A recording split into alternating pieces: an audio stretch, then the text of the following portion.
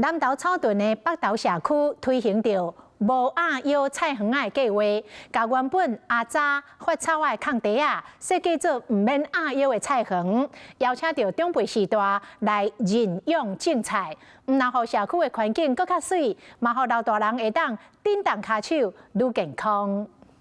草屯镇北投社区特别伫咧社区关怀点的边仔搭一个种植的空间，好时大人唔免鸭腰就会当种菜，互大家人是种甲真欢喜。即阵啊种的这拢唔免洗油啊，袂酸啦，啊无泡汤啦，伫菜果拢爱去咧啊，涂骹爱去咧啦。互因有一个责任讲，我要来顾这，我来顾较水的。早上若来，伊就会先去顺顺的，所以阮安尼整理甲足水的哇吼，啊，搁安尼甲空起来，加足清幽的。原本这个空间是拢无整理，搁囤物件，即马变做清气搁舒适的菜园，嘛替因用餐的活动增加一寡食材。要煮就方便啦。